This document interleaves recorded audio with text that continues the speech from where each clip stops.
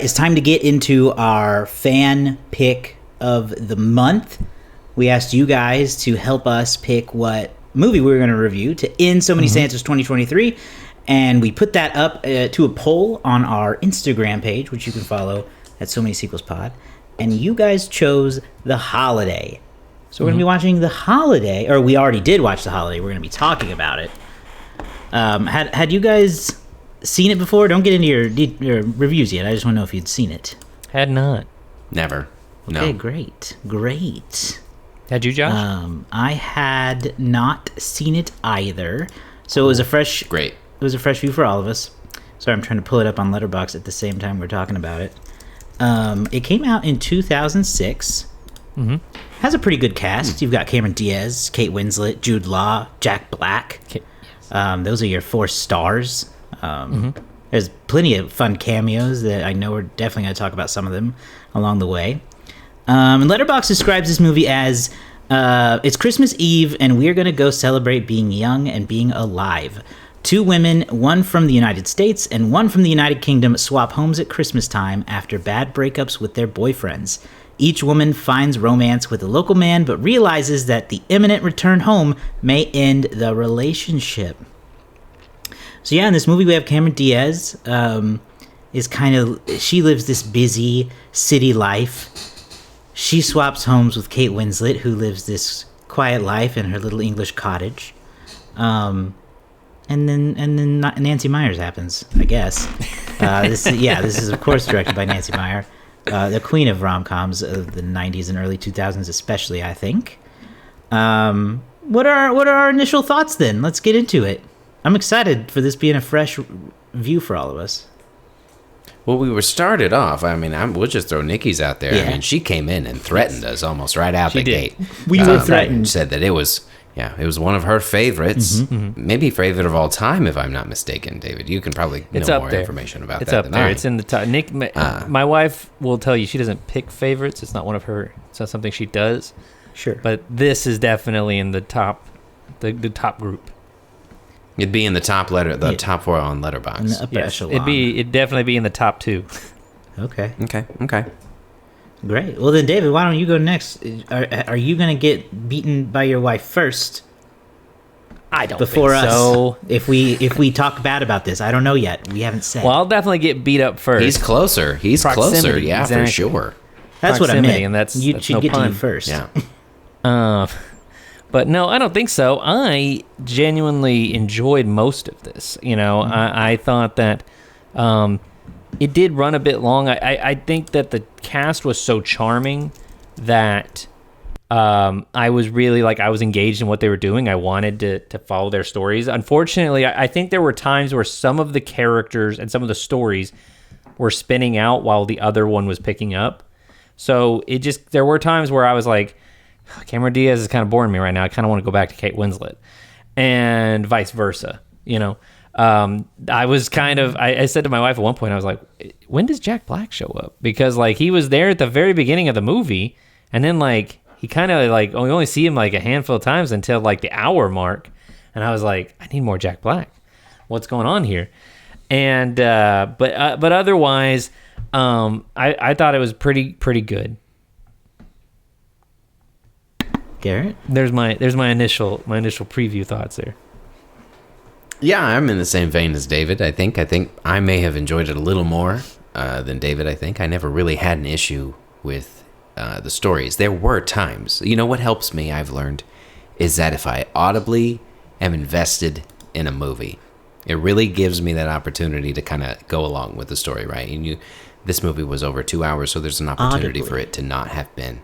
Yeah, I was audibly yelling and angry with many of the characters and the decisions that they made, and I was personally invested enough to yell at them for their stupid decision-making and their lack of understanding that they're better than what they are showing. Yeah. And some of them were just viciously standing in their own way, Cameron Diaz.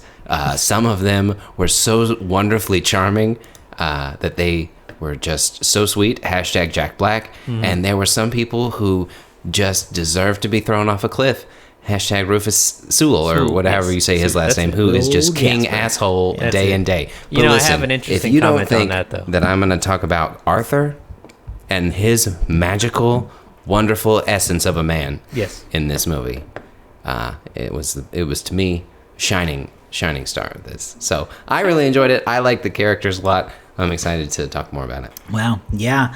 I also have to say I thought it was pretty good.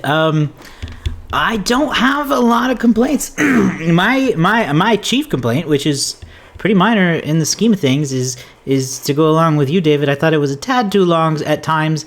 But again, this is not like it's Killers of the Flower Moon long. It's just like a nitpick for real. It's 2 hours and 18 minutes. That's not an unreasonable length. I just thought maybe it could be a little shorter. But that said, I don't really feel like the time is wasted necessarily. We get a lot of good time seeing these relationships build, which is great because you need that for it to be as believable as I think it is. There's still a certain air of this is clearly like a holiday rom-com and this would probably never happen to anyone, but I can believe it for a moment in this movie. And that's kind of the key to a good rom-com, I think, is believing that you could be swept up in a story like that too. And it's unique, I feel like, the whole idea of the house swap and all that. It's fun. Love the characters. Love to hate some of the characters. Obviously, Jasper is so good at being hateable. Yes, you get frustrated with the choices made along the way, especially with like the new love interests, both Jack Black and the oh my gosh, who was the other one? Jude Law, of course, Dumbledore. Both him and Jude Law get caught up in other people, but they come back in the end, and that's. But yeah, you're right. That's good to yell at them for. So I thought it was pretty good. I don't think Nikki's going to attack any of us, thankfully. No. And now, before we go deeper into some of our favorite parts, I forgot to have you open with the box office of how this movie did. How did the general audience feel about it now that they've heard how we feel? Yeah, I'll stick the box office report in wherever we want it. That's it's easy. Exactly. It's easily done. It feels kind of funny because we'll get into this later too. Is that there's a little bit of criticism by our main man Arthur in this movie about box office being important. There's a little bit of Hollywood commentary snuck into the movie, which actually was one of my favorite aspects of it, was the Hollywood component. But this movie debuted December 8th, way back in 2006. So we were all still in high school when this came out. And opened in the number 3 spot that weekend. It was a pretty tightly contested weekend. You had at number 1, Apocalypto. That's Mel Gibson's Mayan apocalypse movie. Brought in 15 mil. At number 2, you had Happy Feet, a month in, bringing in 12.9. Again, The Holiday at 12.7. Casino Royale in its 4th week brought in 8.9. And at number 5, Blood Diamond, starring Leonardo DiCaprio, opened to 8.6 million in the number 5 spot. So, pretty tightly contested weekend. The movie had great legs, though. Went on to make 63 million in the United States, 142.6 overseas, for a worldwide total of $205.8 million. Which, according to one reporter, was at one point made it the 12th highest grossing film of the 2000s that was directed by a woman. Nancy Meyers on that list 3 times. Nancy Meyers is one of the most successful and in many ways beloved of female directors. She's got a lot of great rom-coms. Something's Got to Give, What Women Want, It's Complicated, I think is one of them too. For the year of 2006, The Holiday would finish in the number 45 spot. Oh, so close. So close. Just $100,000 away. Actually, less than that. $30,000 away from beating Medea's Family Reunion. It is right in there. So, and just ahead of Fast and Furious Tokyo Drift. Number 1 movie that year, Pirates of the Caribbean, Dead Man's Chest. Number 2, Night at the Museum. Number 3, Cars. Number 4, X-Men, The Last Stand. At number 5, The Da Vinci Code. I like at least 2 of those movies. And the rest are movies. Well, I like Cars as well. Okay. This is our 7th trip to 2006. We previously did Mission Impossible 3, Cars and at the Museum, Superman Returns. That caused a lot of debate in this from this group. You may or not remember that episode. You can check it now. Clerks 2, which was back in our duo movie days. We did a bunch of just movies that were two. And then obviously we reviewed Casino Royale sometime last year. I can't remember exactly. Yeah, that ill-fated Bond month. Yeah, Bond month. That took a couple years to get off the ground, yeah. Anyway, that's all I got to say. I did try to look up. The Holiday is still in the top, I think, 30 when it comes to all-time grosses by a female director, which was recently... that was recently capped by Barbie and Greta Gerwig. So new ruler atop that particular throne. But anyway, that's all I got to say about that. I'm good to move into the next half. All right, let's get into the nitty gritty of the movie then. Some of our favorite parts, least favorite parts, all that jazz. I think we need to talk about each of these 4 main characters. I think we all probably have notes on them. So let's start with our main ones. We got Cameron Diaz and Kate Winslet. Let's start with Cameron Diaz. She plays Amanda, I believe was her, or was it? And Iris is the other. What do you guys think of Cameron Diaz in this role as the wealthier one who has the crazy life in Hollywood? Yeah. The wealthy workaholic. Listen, yeah, I think that they did a really good job of writing all of these characters because, again, that was what really sucked me into it. And honestly, they gave each character an opportunity to breathe. I mean, the first hour of this movie is really getting to know the 2 main characters, Cameron Diaz and Kate Winslet. And you really get to see how they behave just in a regular, everyday kind of a sense. So when I first was introduced to Cameron Diaz, I did not like her. I was like, oh my goodness, you are too much. Like, you're so accusatory. And then, like, the dude turned out to be a jerk. But the way that she kind of approached that situation just didn't seem right. And she seemed and just presented as so high-strung that you would believe that she would cause some difficulties because she's just so in her own head. And she really did a good job of portraying that, I thought. And again, as you see them go over time, and then you really do see that she does get in her own way. She calls it out. She kind of talks about these moments where she just has no self-confidence and she builds these things up and then she tears it down because she's afraid of it. And I thought she did a really good job of that character arc where at the end, again, you end up liking everyone, but she was one where I did not like her to start. So that arc won me over. See, and for me, that's sort of my default starting place with Cameron Diaz, is I assume I'm not going to like her in the movie because, and that's nothing against Cameron Diaz herself, but I think that she has traditionally been cast in roles where her character is usually vapid or, like materialistic or, just like, mean or something, right? Like that's usually just where she gets put. And here she was stressed. She was overworked. She had been cheated on, right?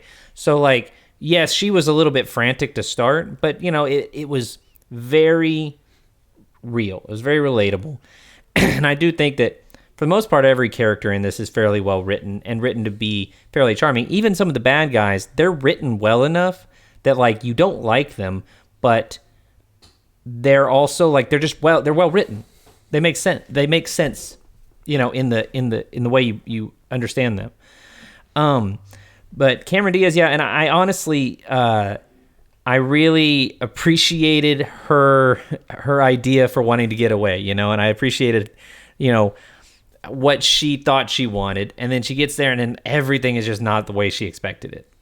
And I remember as she got in that cottage and looking at what her house is, and you see the compare and contrast between what she and Kate Winslet are trading, I thought she's gonna hate this.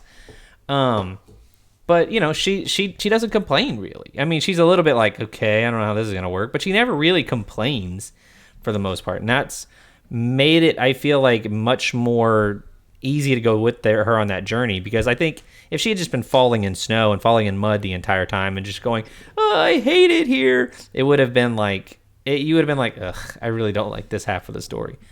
But yeah, I think this is probably one of my more favorite Cameron Diaz performances at this point. Very nice, very nice. Yeah, no, I agree with you guys. What's great about Cameron Diaz in this role is that she does kind of play those roles you're talking about, where she can be kind of high maintenance or something like that, and so she falls into this role of a successful movie trailer producer pretty well, I think. It's a cool job, and because she has an alternate lifestyle from Kate Winslet, who we'll talk about in a little bit. So they have to want different things, but find equilibrium along the way. So I like that. I think that the casting was good for that. And she has. I want to talk about the movie trailer stuff while we're on this character. There's a fun little. There's a lot of Hollywood commentary in this, like David has mentioned, and one of the more obvious ways they do that is Amanda has these daydream moments, I guess you could call them, where she kind of hears a movie trailer announcer voice telling her updates on her life. And I personally really liked that and thought it was funny. How did you guys feel about it? It's definitely the oddest piece of humor in the movie, I think. So I do like it, but I don't know if it fits with the movie. Just because it always comes seemingly sort of out of nowhere. And it's not.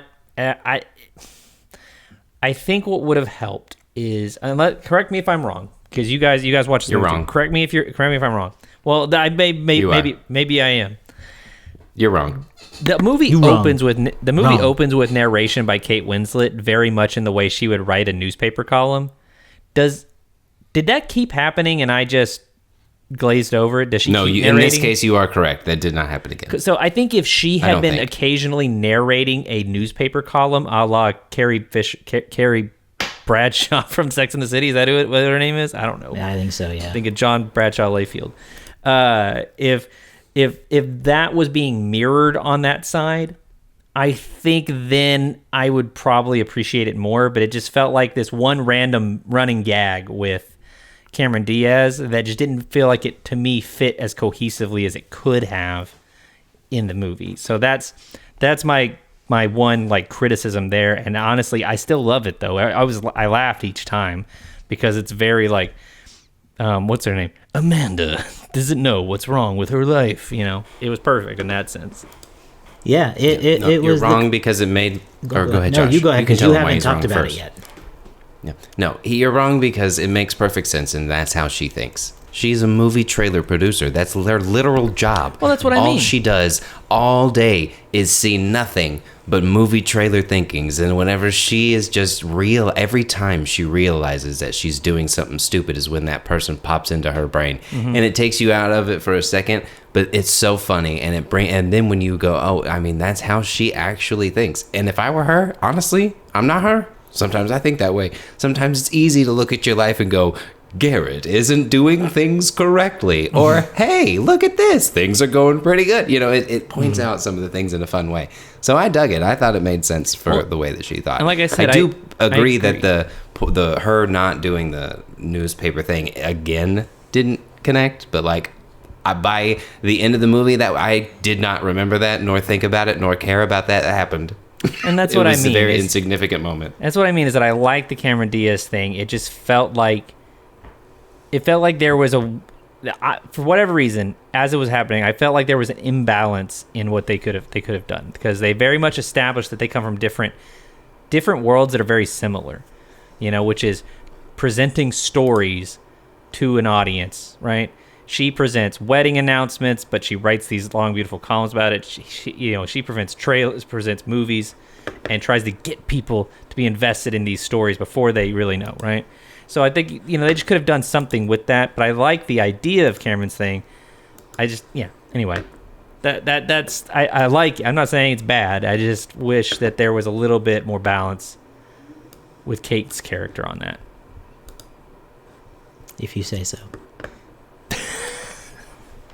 if you say so. Well, okay. Who do you want to talk about next? Let's talk about Kate Winslet, the character who if I had to be one of the two protagonists in this movie, I think I'd want to be her, because she gets the cool upgrade from her cozy English cottage to the sprawling mansion in L.A. in Hollywood, and she gets to have the amazing neighbor Arthur, who is the Oscar-winning screenwriter. Jack Black, I'm sorry, is the improvement over Jude Law. Like, come on. Let's be real. It's personality, right? Right. That's what it is. So I thought she was really great. I loved her story the most. What did you guys think of her? I loved her chemistry with Arthur. Yeah. I liked that. She's one of those. For her, my character analysis was, you like her almost immediately, except for the fact that she deserves, and that's why you're mad at her. You're mad at her because she deserves better. You know that immediately. You can tell. They do such a good job of painting Jasper as a jerk. He is awful. He's such a schmuck, as Arthur would say, and he nailed it right out the gate. And so, but her journey is you get to see her discover her confidence, that you're rooting for her the whole damn time. And then that moment when she finally finds it, you too get that release and that scream of excitement. At least I did. And I was so in it. And that was the character journey for her. You liked her, but you knew that there was this, girl, come on. That's the way I kept saying it. Again, I was audibly invested in this movie. It happened so many times. And so when she got to that moment, it was so much fun to see. I really liked Kate Winslet's story and all the... I don't have anything bad to say about it. Her relationship with Jack Black is wonderful. He was so charming. The fact that he is not done more rom-coms is a travesty. Shame on you, Hollywood. How dare. How dare. It was beautiful. I agree. Between the two, Kate, I was more invested in her story. Like Josh, you talked about wanting to be on her receiving end, because she gets this super big mansion to hang out in. Yes, I love seeing her just jump in the bed and just be so excited just by the house.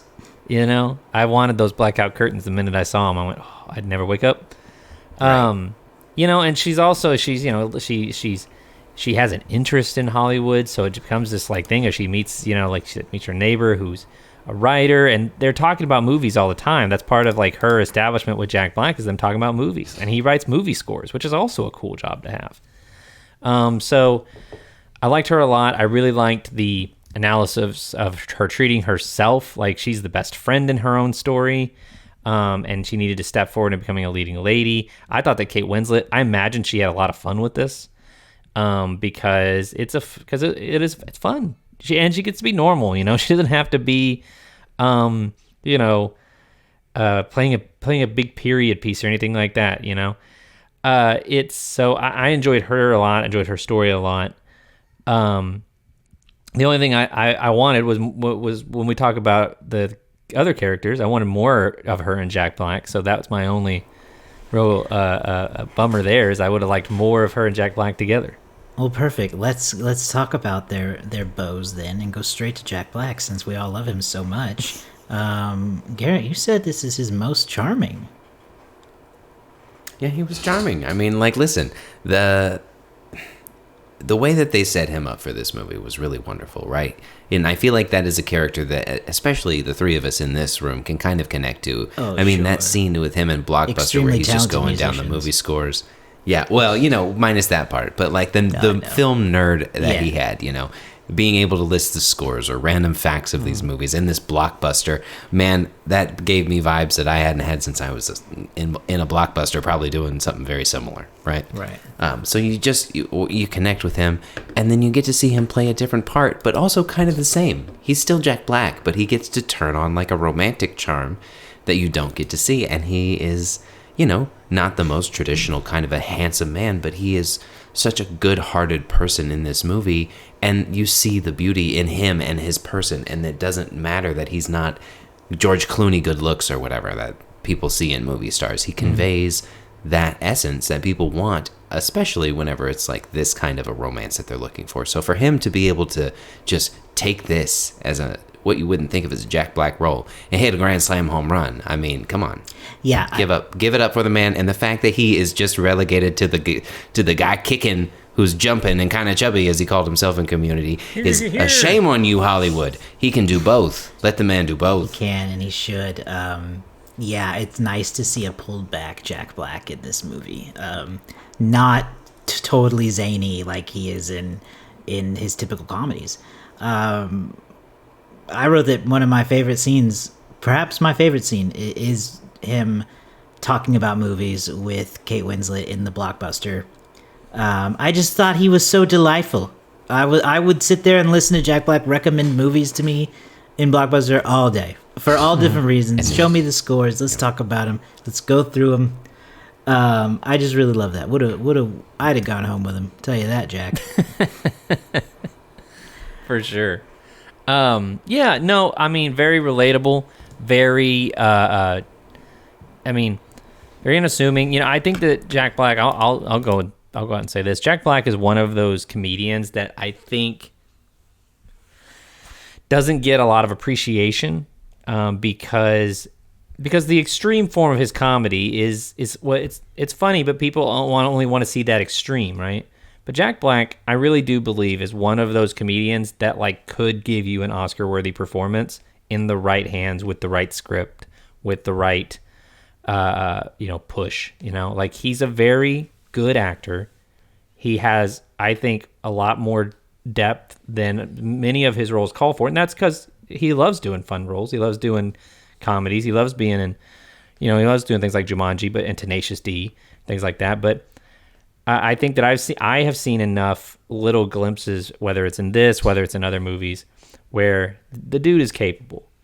And here he's so just relatable and unassuming and inviting. You're engaged by him. You can see why Kate Winslet's character would fall for him, because he just feels so honest. And so then when you see his heart get broken, which I was impressed, because when he runs out to like confront his girlfriend and her lover, I was like, oh gosh, direct confrontation. I couldn't do it. I need to prepare for such a confrontation. But yeah, it was it was heartbreaking, but it brought him and Kate closer together. So So then what about Cameron Diaz's other half, Jude Law, or as he called himself, I am Daddy.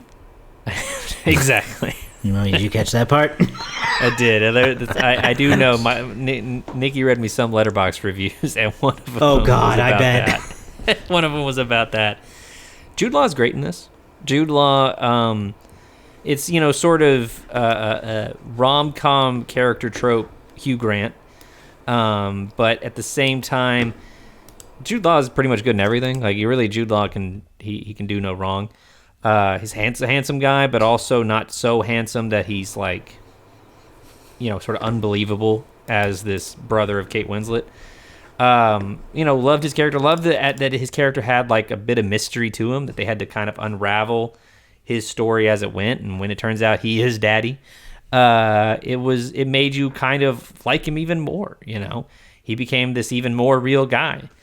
And he's very funny. Him and Cameron Diaz have a great rapport in this. So chalk that up to the writing, chalk that up to them just being two good actors with each other. So, yeah. I mean, you can't go wrong. I agree with the chemistry aspect. I thought Kate Winslet and Jack Black had really good chemistry. I thought Cameron Diaz and Jude Law had really good chemistry. I think that the Jude Law element was really good. I didn't like pieces of it because for me, he was kind of the fourth star in this. His unraveling, he was pretty honest with who he was, with the exception of the fact that he had kids. But his was to break down the walls for Cameron Diaz's character to kind of come through her character arc journey. One of the things that I didn't like was every time a phone call would come through, Cameron Diaz would pick up his phone and see it and be like, oh, it was Olivia. Sorry, I didn't mean to look. Well, you do it every time and stop making it a big deal. And also, my major critique is I'm supposed to believe that these two 7-year-olds at oldest have two individual cell phones? No. That they can In call their dad? 2006, yeah. Because when it shows up, It's gotta be a home when it phone. shows up on the caller ID, it said Olivia, and then it said Sophia. So they have two different phone numbers for the 7-year-old and this 5-year-old in 2006. Yeah, I that don't may think have so, Tim. been that may have been one of those. Sometimes we run into those situations where people make movies, but they don't know how technology works. It may have been. Yeah. It may have been one But that of was those my kind of main critique. situations. And if that's my main critique, the other main critique I had was I didn't like that we had Cameron Diaz not being able to drive on the right side or on the wrong side of the road scene. But then Kate Winslet says she's out there just driving in America for the first time, just totally fine.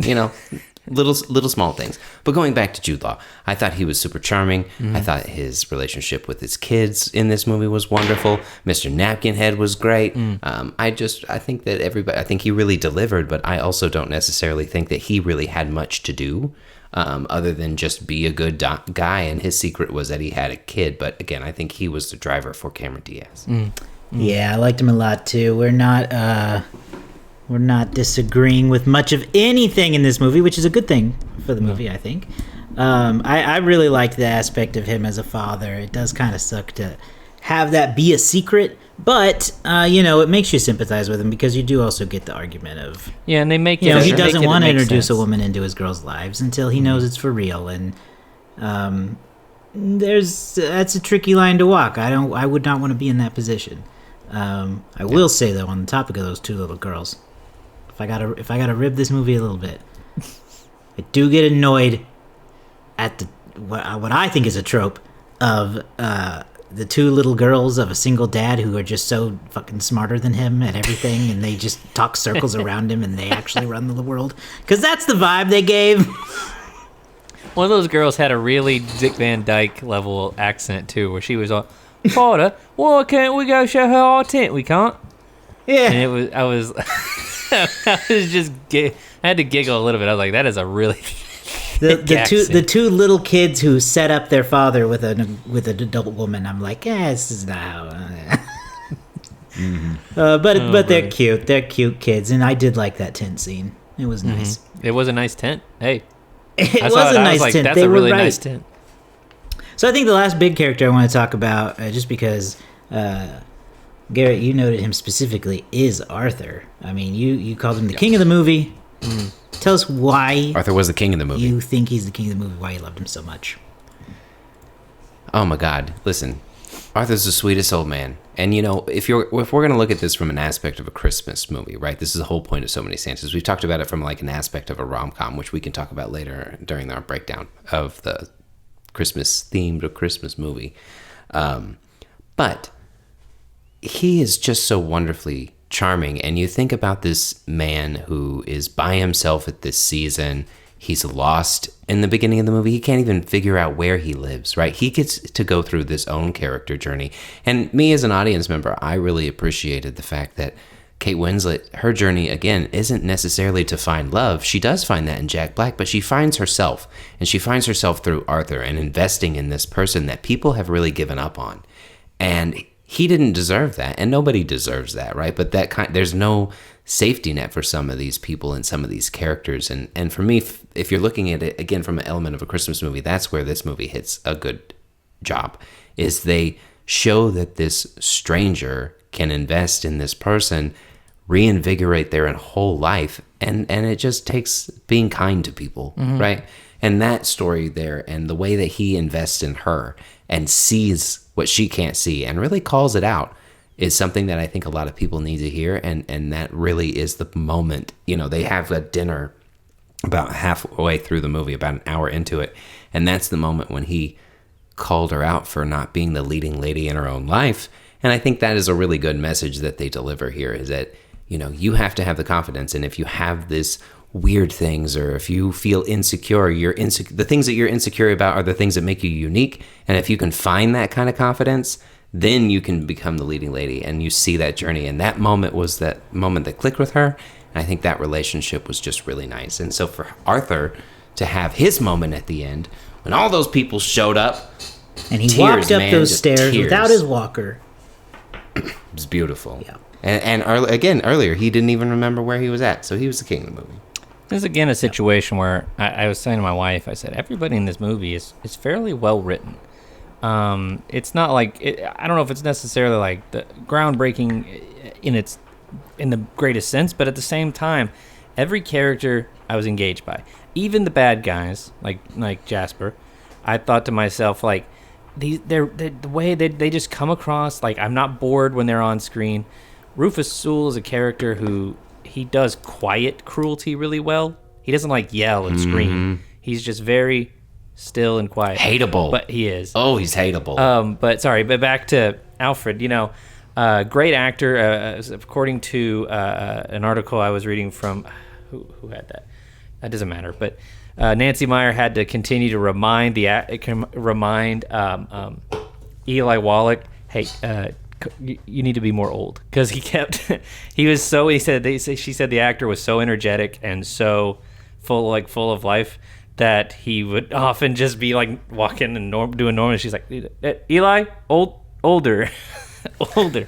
So he seems like a great guy. He was so funny. The dinner scene where they have a Hanukkah party. I don't know. He just feels like exactly what you would want an old Hollywood writer to be. Yep. Yeah, very good. I agree. He's a great side character. Great, especially for Kate Winslet's Iris. Let's talk about quickly though. There's a lot of great cameos in this movie. Some that are intentional cameos, and some are just fun because, like, hey, you're not famous yet. Retroactive cameos, right? For some of the obvious ones first, Lindsay Lohan and James Franco as the stars of the action movie that Cameron Diaz is producing trailers for. That's just fun. Little reunion between Nancy Meyers and Lindsay Lohan, because Nancy Meyers directed The Parent Trap. Yes, so that true. Was the end there. And David, nice. You also identified a tiny Knight's Tale reunion too, didn't you? It's true. Rufus Sewell and Shannon Sossamon were in A Knight's Tale. They play the girlfriend of Jack Black in the whatever situation with Kate Winslet. So they were in that movie. Now they never interact, unfortunately. But a little when I saw them both, I went, hey, this is cool. They're both here. I was like, if Mark Addy shows up, this is going to be a real party here. Yes, but anyway. Yes. And probably the favorite cameo for millennials watching this now and members of Gen Z is young John Krasinski, who must have been filming between season 2 and 3 of The Office in 2006, which is like same clothes. Still not super popular. That show is not at that time. No. So he seemed It looked like he walked off the Office set into that one real quick. and he's got Catherine Hahn there with him. Yes. She's just as big. She's bigger now than surprise. And then and Dustin Hoffman. Yes, I wanted to talk about that one because I read a story about it. So that was the most apparently that's completely happenstance. The story is that Dustin Hoffman was going to Blockbuster to pick out a movie. So they filmed in a real Blockbuster. Apparently. And he noticed the production lights and was like, what is this? And he and Nancy Meyer knew each other, so they quickly put that into the movie to have Jack Black pick up The Graduate and talk about the score right in front of Dustin Hoffman, thinking he was doing it for him. It was just funny that he happened to be going to Blockbuster that night. That is one of the best cameo stories there is. I agree. Yeah, and then, that's wonderful. And then his line is great where he just goes, can't go anywhere. Yes. It's not always about you, Dustin Hoffman. Yeah, honestly, maybe the best Dustin Hoffman we've seen this year, because we did get a lot of fucking Hoffman. Fucking Hoffman, true. Yeah, that's true. There weren't any more cameos, were there? I think we hit them all. I think that's it. Yeah, no, none spring to mind. I have one final question. I brought it up in the thing. I want to ask. This was the fans. This takes place at Christmas. Do we think it's Christmas movie or Christmas theme? This is the one that I feel like we have a debate on. I think it's a Christmas movie, and here's why. To me, it's a story about people who find themselves and find love over Christmas time. And that just hits too many needed marks for me. Okay. I think that this does break one of my rules, but it I'm more willing to give it to this than I am some others, because the rule this one breaks is that the other genre overpowers the Christmas, and that's the rom-com element. Like, it's more of a rom-com than it is a Christmas movie. Like, they could have said it during Valentine's Day, right. And it would be the same movie. But at the same time, that's the least egregious of my rules you can break. Everything else is good to go. There's no Hulk Hogan, so like everything, it checks all the other boxes just fine. So I'm willing. See, for me, I'm the opposite, where this does overtake it. It is a Christmas themed movie. Now I have no problem because it's a Christmas themed movie. I have no problem with people saying that this is one of my favorite Christmas movies. It doesn't bother me at all. It's Christmas themed. It is Christmas themed for sure. For sure. It is absolutely. I mean, yes, it is centered around, but the rom-com element is where it really is. Like, for me, it's like, this is a rom-com movie. It's more than just Christmas. Yeah, and it does overpower it. Like, honestly, I don't even know if we see a Christmas tree in this movie. I'm sure you do. I don't remember. Maybe we do, and I'm just not remembering. But either way, a lot of fun. One tiny last cameo, I will say. Yeah. Is that the trailer voice that she hears is famous trailer voice guy Hal Douglas. So that was the act. That wasn't just some schmuck they brought in. It was one of the actual like famous movie trailer guys of the day. So anyway, last bit I'll throw in there. All right. Well, y'all, I think that is our discussion of the holiday. We made it.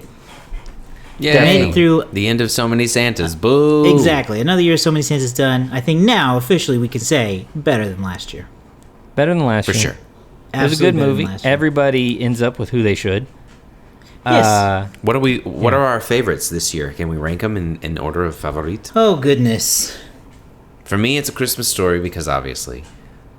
Honestly, I think The Grinch, or I think The Holiday, right up there with number 2.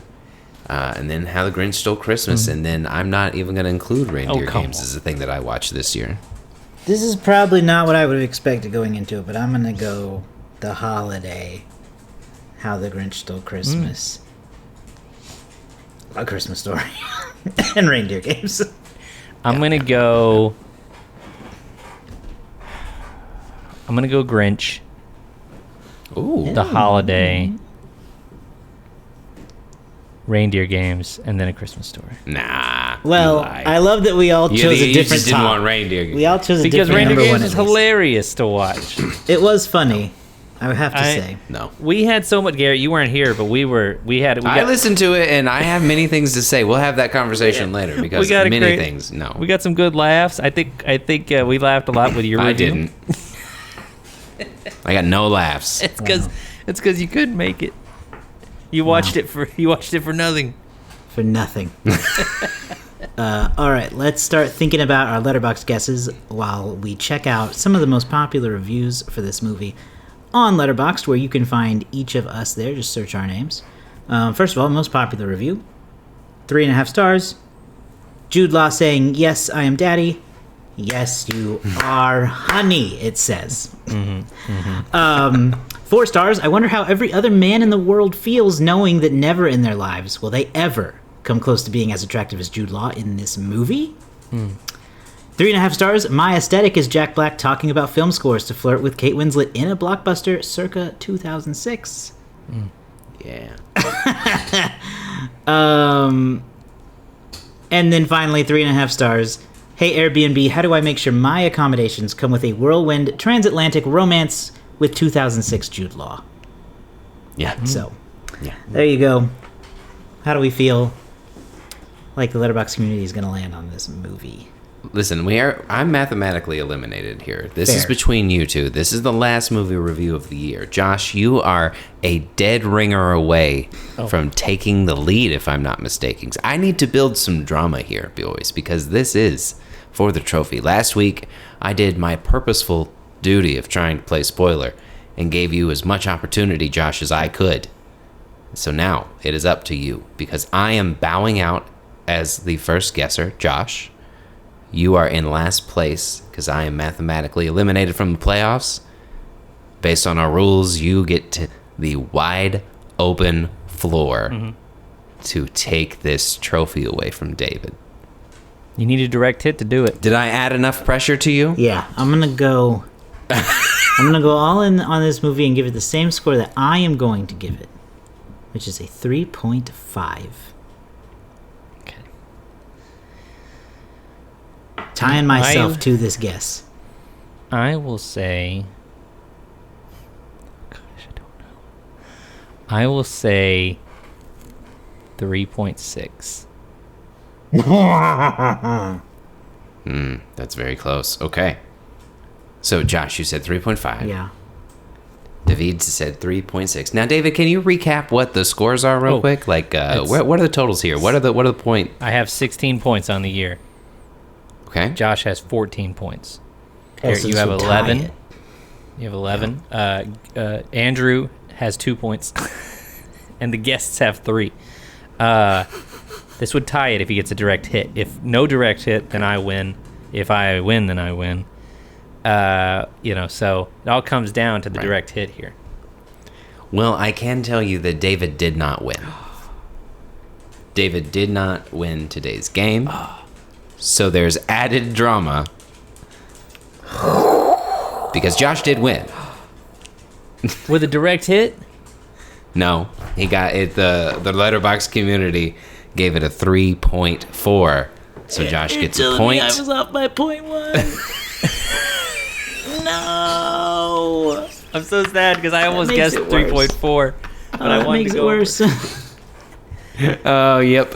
So, Josh, you got the point, but you still finish one behind David, who is the now 2-time reigning Letterboxd. 2 times. Well, it was a Two-time valiant effort, and it Letterboxd. wouldn't be me if I It didn't was. make it to the very end and then fail. So, You know, and I will say, I was gone for 3 months or something like that because of something school. like that, yeah. And so, he was just, it sounds like he just hit a roll and it was Yeah, he difficult, did. you know. Who knows what would have happened if you hadn't gone on that break, Garrett? It might have been Yeah. closer. It might. Who knows? You might have kept interfering in each other's scores. Again, your reigning Letterboxd champion, king. I don't have my hat. I don't have my hat with me, but I want to thank Letterboxd and your mostly predictable algorithm. All the fans and critics who use it alike. I want to thank Josh and Garrett, with whom I could not host this podcast, mostly because I don't have any of the access logins for anything, but also because I need, every winner needs losers, and that is why I'm here today. All right, I have flown with the eagles, I have crawled with the snakes, and today I am Letterboxd champion again. great. It is kind of crazy because Beautiful. I didn't win between I won Teenage Mutant Ninja Turtles, and then I didn't win until How the Grinch Stole Christmas. There was a long gap there where That's what I'm saying. guys You climbed just back went on in. you just had a hot streak and you were losing it. If Exactly. we had another 2 weeks left, man. Now we gotta spend another year looking at the trophy next to his name on Discord, which you can join and see for yourself at patreon.com/so many sequels. If you sign up there, get Discord access, talk to us. All right, what are our final scores? I already told you mine. I went all in on 3.5. So what are you guys gonna give it? David? It's funny because even though I Yeah. ranked it as my highest of the year, I think I technically rated Grinch. No, I graded Grinch number 1. This is a 3.5 for me as well. It's a really solid film. I don't know if it's got a lot of rewatchability for me, but really solid. Okay. Yeah. I would say that for me, I had also rated this as a 3.5-star film, but our wonderful discussion has decided that based on my entertainment of this movie, I'm going to give it a 4 stars because I just really did. I enjoyed it. I enjoyed all the character arcs. I was truly invested, cheering them on, throwing things at I think I yelled boo and wanted to throw popcorn at Kate Winslet at some point in time. So I was really into their journeys. Well, good. Then I call it a successful movie and a successful end to So Many Santas 2023. We're not quite done yet, though. We're going to give you a end of the year recap and a little preview of what we're excited about in 2024. And then we'll be taking a little bit of a break, rest up, plan. Everybody's going to tackle the new year with energy and force, just like always, right? Everybody's got to make their resolutions about how they're going to make all their goals. That's what we're going to do. Yeah. I'm going to spend that time in January. One of your goals for the end of the year is to send us your top 5 movies. I think that would be wonderful, so we can recap your movies along with our movies in our recap show that we have coming. Yes, please get on Instagram, send us a DM with your favorite movies of the year, or send us a message on Facebook, send us something on Threads. You can find us on all of the usual social media places. Leave a TikTok comment, make a TikTok video, and tag us in it. Yeah. Whoa, that'd be crazy. Whoa. Wow. Future. Whoa. Big whoa if That's you do some that. interaction, Look, right? we If may you do that, look we'll like definitely talk about it. We'll invite you on the show Yeah. and be a guest reviewer. Make a TikTok. we tag us. may look There like is a group- screening process. We may look like a group of youth pastors, but we're actually pretty cool when you get to know us. We may be a podcast. We I may would be never the cast allowed of. to be a youth pastor. We may be a podcast hosted by the cast of Seinfeld, but it's only Jason Alexander. But we Just 3 Jason Alexanders. three Georges. That's all we really seem to be. But anyway, we really appreciate anybody who has followed us this year. Yeah. We're really close to our sub goal of 112. Let's get there. Yes, And get on let's our do it. YouTube channel. Subscribe on YouTube. We got full videos of the podcast. If you're not watching them, you can do that there. So yeah, go do that. So many sequels on YouTube. Trying to hit that subscriber goal. I think that does it. I mentioned everywhere else you can find us. SoManySequels.com, of course, where you can subscribe in your favorite podcasting app and find a list of all of our previous episodes. We'll see you guys very soon with our New Year's special. Bye.